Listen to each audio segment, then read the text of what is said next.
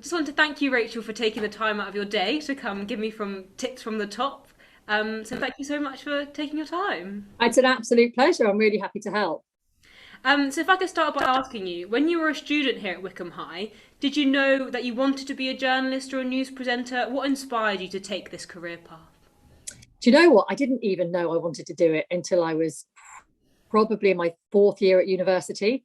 So, although news and current affairs had always interested me and I loved radio and I had those passions, I didn't have a particular plan of action in my head at all. So when I was at school, I just did the subjects I loved with the teachers I loved. That was quite important to me, particularly when I chose my A levels. And then I went to university and studied again things I just really enjoyed studying. And it was only when I was getting to my final year that I thought, oh, heck, I better start thinking about how I'm going to repay my loans and getting a job and what next. And I suppose journalism had always been there in my mind. My dad was a journalist. So I was surrounded by broadcast media from when I was young.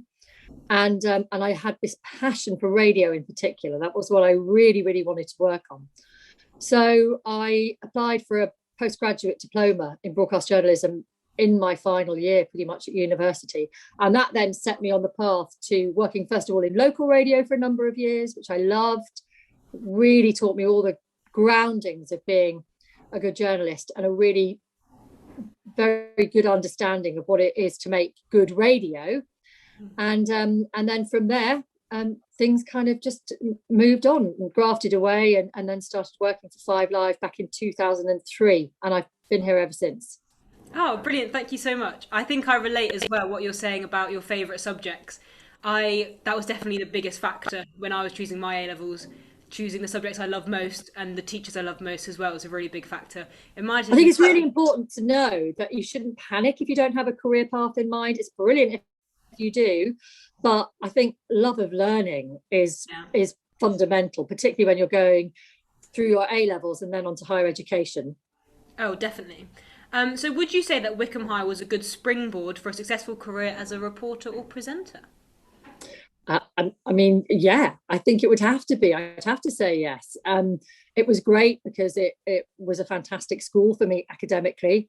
I think the culture and ethos when I was there, and I'm sure it's exactly the same now, was that there are no glass ceilings that can't be broken, that as a woman, you can achieve anything you want to achieve. We were instilled with this sense of self belief. So, yeah, it didn't even occur to me that if I set my mind to something that, assuming I worked hard and had a degree of talent, that I wouldn't go and do it. So I think it definitely gives you, first of all, a brilliant academic grounding. And second of all, as I say, that sort of sense of self belief and ambition, I guess. And we shouldn't be afraid of using that word, should we at all?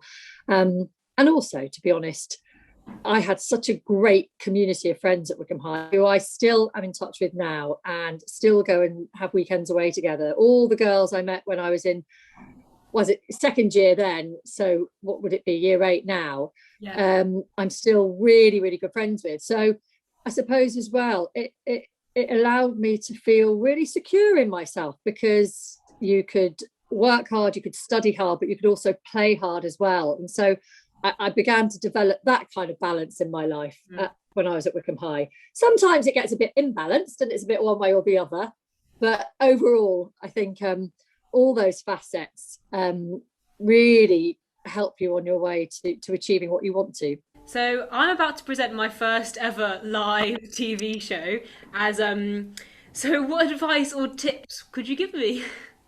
Well, first of all, I think you're brilliant anyway, because you've got a lovely natural manner. It's such a cliche, but you have to just be yourself. Mm. Try not to imagine that you're reciting words to an audience. You're really just talking to people like you and I are talking now. It's nothing more than that. Often people say, imagine there's just one person listening, sitting in a comfy chair, just you and them, and you're chatting away to them. So I think a degree of warmth and informality like that, and yeah, not being sort of in any way overwhelmed, because ultimately it's just you telling people what you know.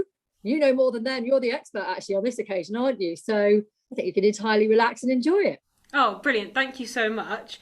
So thank you for this interview and giving me a few pointers. I hope I live up to expectations. And we hope to see you back at Wycombe High School soon.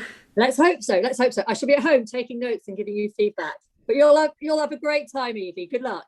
Thank you so much.